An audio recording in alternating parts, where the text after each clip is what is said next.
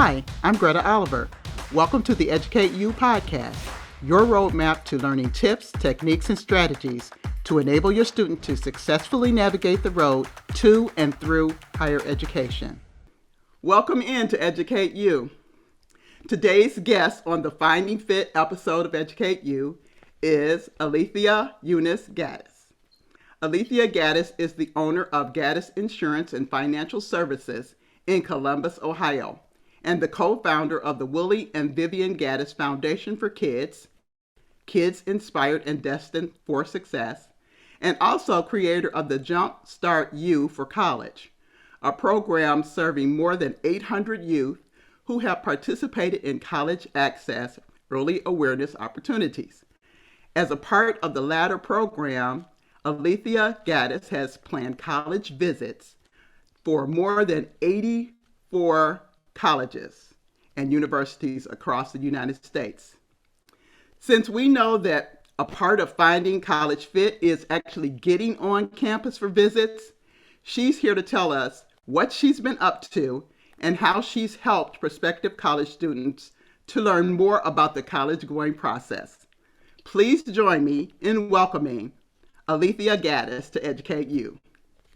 Thank you so much for joining in and giving us the opportunity to get to know your work and what you've been doing to help students get into higher education opportunities. And thank you for the opportunity. Oh, you are certainly welcome.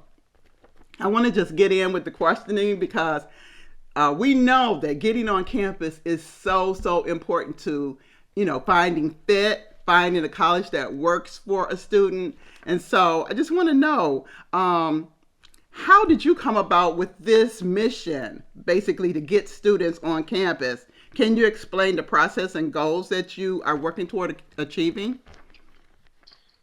I decided several years ago when I was running a community development corporation for my church, we had a youth program component to that. And I noticed that a lot of the students that participated didn't really have an idea about college, or maybe their parents didn't go to college and it wasn't necessarily on their radar. So I started creating programs at that point just to, do, like we took students to Kenyon College. Mm-hmm.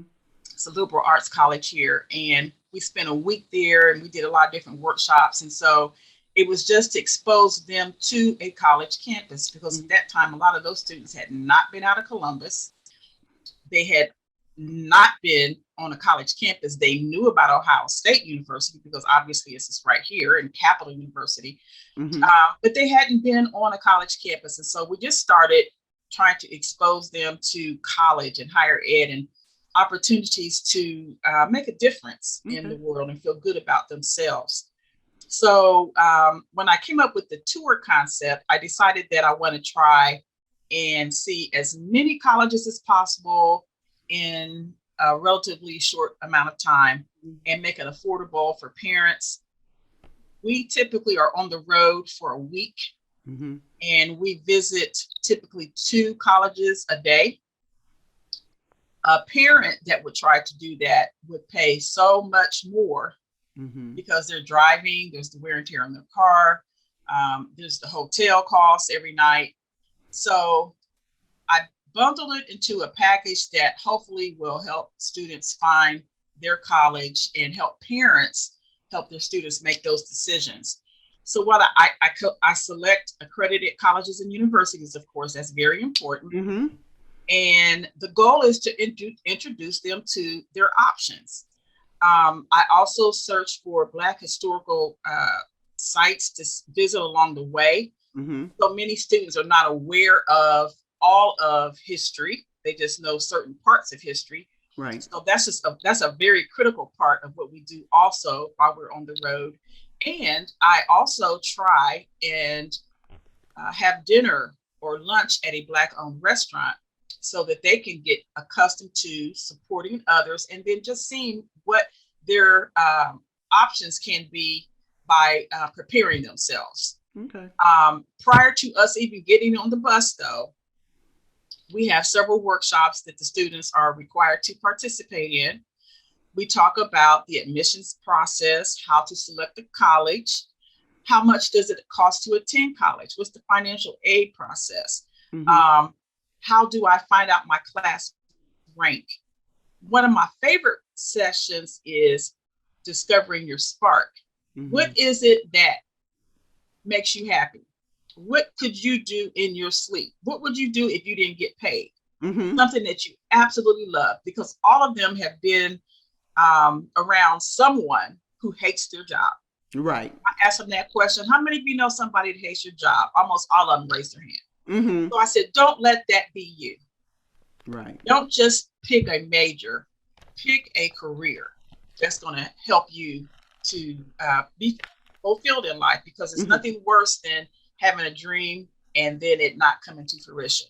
So I would say that our three main goals are to educate, not just about what the college opportunities are, but to empower them to make decisions, and then just to enlighten them about what else is going on beyond their world in the areas that they live. Okay, that's really good to hear, because the advanced preparation that you give to them is so important, so that when they actually do get on the college campus, they'll have some idea of what to look for. Do you ever talk about like the feeling that they might get when they get on a certain campus, and how, you know, that can resonate with them as a place where they could be safe, or a place where they can succeed? And, you know, what do you actually do as far as activities when they're on the campus beyond them just touring the institutional facility? Well, part of the campus visit experience is, of course, hearing an admissions presentation, so they can find out what the admissions requirements are, what the application process is, what the deadlines are. We talk about some of that in our pre-session, so that when they get on campus, it's not brand new. Right. I can think of the very first tour I did. I just wrote a grant, got all these kids, put them on the bus. We sit in the admissions presentation. They thought they were going to kick it for a week. No, you're not. You're coming to learn. But when the admissions officer started talking about GPA, scholarship requirements, SAT scores, they were, some of them were clueless. And I said, okay, I have to do a better job of preparing them for the visit. That's why we do that. We have them listen to a financial aid presentation, so they can know what scholarships are available, what the scholarship deadlines are. We try to get them exposed to some students, so they can talk to students. A lot of times high school students get really excited when they see college students. You know, they want to feel like they're getting closer to that age. And so having them have an opportunity to share with other students is really important as well. And there are a lot of other things that we have them look for when they're on the campus. And I can talk about some of that now if you want. Sure. Okay. So I tell them to survey their surroundings. Decide whether or not you are okay with where that school is located, be it a rural or urban environment. I tell them, how do you feel? Do you feel protected on this campus? Does it feel safe? You know, you can kind of get a sense for, I don't know if I want to be here or not. Right, exactly. So from a safety perspective, thinking about those types of things, I tell them, find a place that feels like home. If we're going to go on a trip for a week and we're going to visit 10 universities, for example, find a place that feels like home. If none of those feel like home, then you keep looking. And even if you do find a place that feels like home, keep looking, because you might have to come up with another option because of financial aid and those types of things. So the most rewarding thing for me, after going through all the planning and strategizing and scraping coins together and Mm-hmm. making sure I get these kids back home to their parents the way they gave them to me. Yes. The biggest, the most gratifying is when a student comes up to me and says, Miss G, this is it. I Mm-hmm. found my home. Yes. I can remember one year we were on the campus of Fisk University, one of my favorite campuses. And this student had been on the trip all week. I think that particular year, Tennessee was our last stop. This kid acted so uninterested, Mm-hmm. unmoved the entire time. His mom was texting me, "What's wrong? He's not having fun." But when we got off of we just got off the bus at Mm-hmm. Fisk. He said, "Gee, this is it." He hadn't even heard Mm-hmm. a presentation or anything, but it was something about Wow. the Mm-hmm. surrounding that made him Mm-hmm. feel welcome and Yes. comfortable there. And so Mm-hmm. that is what I get them to do. And so many times, Yes. several of them have come to me during that time while we're on a trip, and they'll say, "This is it." And a lot Mm-hmm. of them, I'm proud to say, have actually attended those universities, and I even have some on campuses now that Mm-hmm. they found them on the college tour because they found a place that felt like home. That is so awesome. That is really a rewarding feeling when you have really made a difference through an opportunity that you set up and prepared for them, and then they're able to take advantage of what you've done, the hard work that's gone into it. That's wonderful. Mhm. So, you mentioned that you go to visit maybe some museums or, black related places or restaurants. And so you also have mentioned that you've gone to some historically black universities. And so do you typically always include that, or is that your mission, or do you take your students to just as many universities as you can, regardless of whether they're HBCUs or PWIs? Okay, so going back to my three E's: educate, empower, enlighten. Mm-hmm. While the HBCU experience is one that I think all students should be introduced to, exposed to. Um, I also have taken students to PWIs because, as you know, I also am a graduate of Mm-hmm. PWI, both undergraduate and graduate. Mm-hmm. Um, and I've always been a history buff, and I went to a predominantly white high school, Western Okay. Grove High School. Mm-hmm. And so I was hungry for history. And so I read a lot of history even as a child, Mm-hmm. and Black authors, and knew Mm-hmm. of Black history that some of my peers didn't know about. And Okay. so I found that I was an exception. And Mm-hmm. a lot of students that I come in contact with don't know a lot either because they too are in suburban environments, Yes. or they're just not aware. Mm-hmm. So I feel like it's important for them to understand their history, regardless of what type of university we're visiting. Okay. While we predominantly do HBCUs, I do that because we hear about the Ohio States, the Ohio universities, the Mm-hmm. Bowling Greens, the University of Cincinnati, Yes. Duke, Georgetown. We hear about all these other schools because those schools are presented at the high school. Yes. You know, Mm-hmm. there's banners up, uh, guidance counselors, if they're doing their job, talk to them about different universities. But most of the time, the Mm-hmm. HBCUs are not part of that equation. Okay. Okay. So, um, along with attending tour, visiting HBCUs, each of those universities have their own unique history Yes. that 99.5% of the students are not familiar with. Okay. And so exposing them to historical um, uh, sites is just Mm-hmm. really important. Mm-hmm. I would say that in addition to the colleges, that's probably the second greatest highlight because a Okay. lot of the parents haven't even been to some of the places Mm-hmm. that their students visit when they're on the tour with me. The last time we were on the road, we went to the Edmund Pettus Bridge and they got to hear Mm-hmm. the story about Bloody Sunday. And we Mm-hmm. actually paired them up 2 by 2, walked across the bridge. We Mm-hmm. told them, put your phones up, no Right. talking. We want you to reflect on what you just learned at the museum. Right.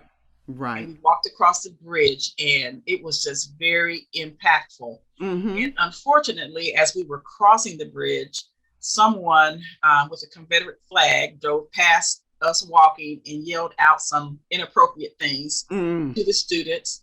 And I didn't even feel bad because I Mm-hmm. wanted them to know Yes. this is the world we live in. You have Absolutely. not assimilated just because you go to a suburban school. You have not assimilated just because you are a straight A student. Right.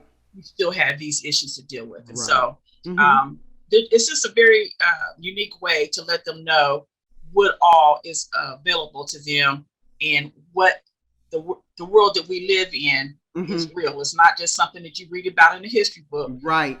These things actually happen. These events in history did take place. Absolutely. Absolutely. That sounds like a wonderful, really wonderful experience and a learning experience at that, because, like you said, this is what we're faced with on a daily basis. And so for them to be able to be participating in crossing the bridge and then for that to happen, that just goes to show you, okay, this is a learning experience. And, you know, we're still going through the same types of, you know, discrimination and things of that nature that, you know, our parents, it hasn't changed, it's not over. And so that's a good lesson for them to definitely learn as well. And so what 3 tips do you have for any student that's going on a college visit, regardless of whether it's a HBCU or PWI, any college visit? What 3 tips, what would you recommend that they remember when they're going on that visit? Well, in order to have anything to remember, I encourage them to make a list of questions. Mm-hmm. And I even usually give them a list of questions because even though I tell them to do that, they don't. Mm-hmm. But I prepare questions for them to ask students, faculty, administrators. Mm-hmm. I encourage them when they're in those interactions to introduce their best self to them. I Yes. said, looking at someone who may be considering your financial aid application or your admissions application, Mm-hmm. you want to present yourself in a way that they remember you.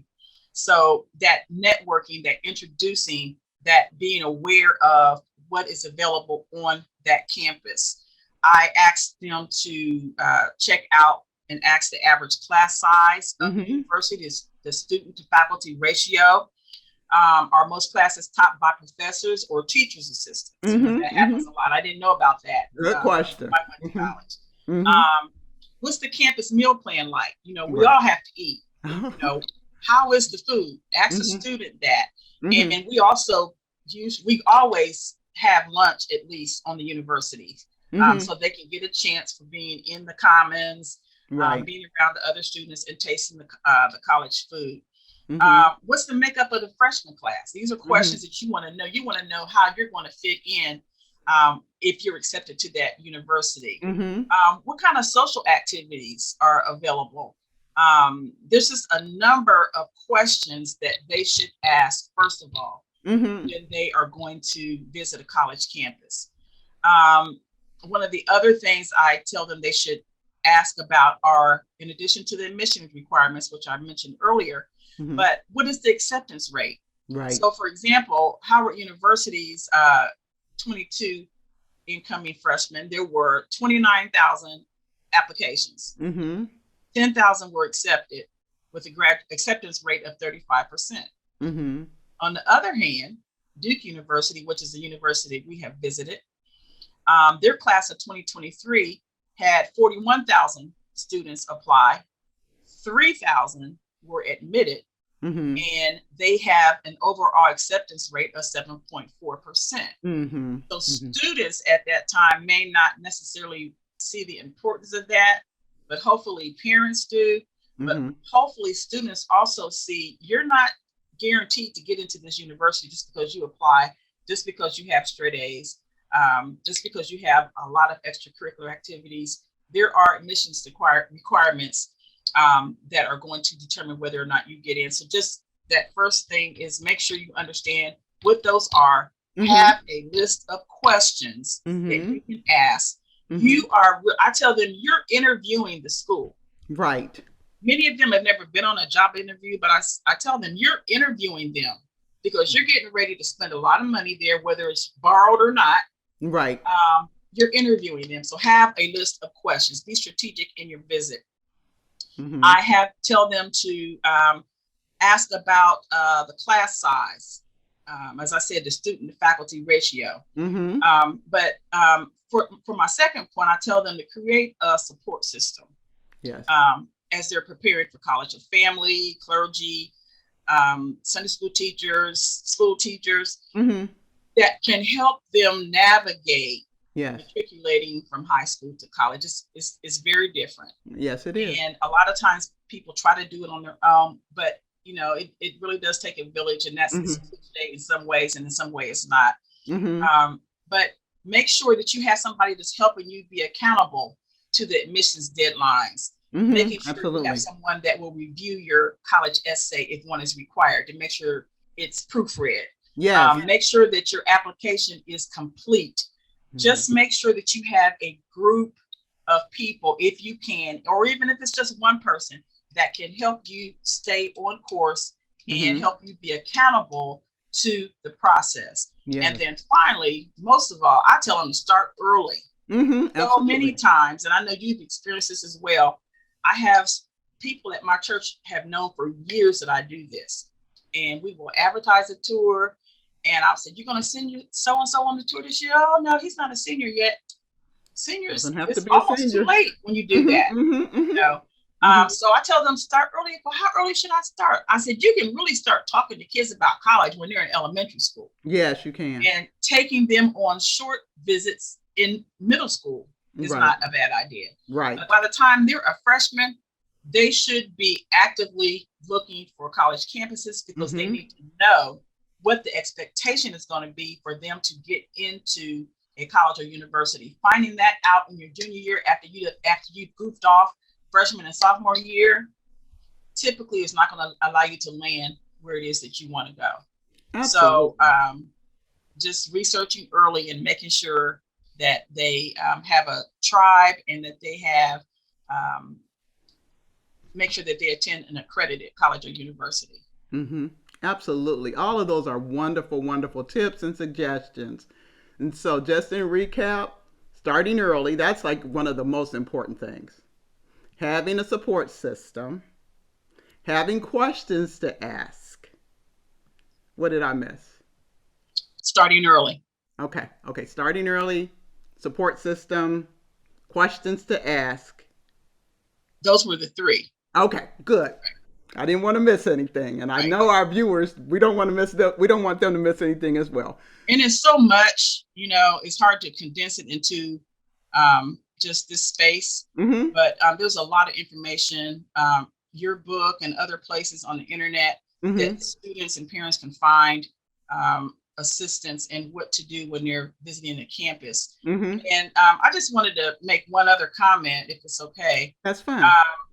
As I mentioned earlier, you and I both attended PWIs. And so sometimes parents will ask me, what's the difference in an HBCU versus a PWI? And I just tell them, a lot of times students say they just feel a sense of belonging when they get on an HBCU campus. A lot of students that go with me, like myself, were in a predominantly white high school environment, and they're just hungry to be around some other people of color. Mm-hmm.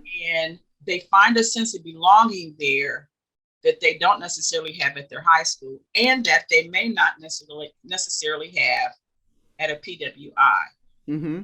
I met my best friends for life at Bowling Green State University. We were just traveling 2 weeks ago to West Florida. We still hook up after all these years. But I do feel that had I been on an HBCU campus, I might have fared better academically, because I'll be honest, I was playing around my first couple of years. I didn't get it. But I think if I'd been in a situation where there were faculty that looked like me, right, to get in my grill like my parents would if they were there. Right. If I saw other students like me that were really purposeful in what they were doing, that it would have encouraged me more Mm-hmm. than what the experience that I had. Mm-hmm. So I just think, going back to what we were both saying earlier about finding a place that feels comfortable, that feels like home, sometimes that is on an HBCU campus. Right, right. For others, that it is not. Mm-hmm. Yes, I totally agree. And so, all that to say that the student really needs to find what university works best for them based on what they find out in the visit, the questions that they ask, and if they feel like they can be successful on that campus, if they feel like they can be seen and heard on that campus, and that they have the support that they need on that campus. Exactly. And so it's different for everybody because everybody's different. And so everybody's different. That is something to really keep in mind. But we want to include all kinds of colleges and types of colleges in the mix so that the best decision can be made for that particular student. Mm-hmm. All right. Yes, that's okay. it. Well, thank you so much for joining in and telling us all about the college visit process. And you are doing a phenomenal work. Just keep on doing it. Keep doing it. Thank you so much, and same to you. All right. So thank you so much for joining us. Thank you for joining us today on Educate You. If you wish, you can send me your questions or comments about the college going process or the podcast contents by sending an email to Dr. Greta at gretaoliverconsulting.com. Also, beginning each week after the podcast airs, check for a companion blog on my website's blog page at gretaoliverconsulting.com. My book, College Roadmap, Essential Tips for First-Time College Students and Their Families, is available for sale on Amazon.com. Join us next week for another tip or strategy to make the road to higher education easier for your student.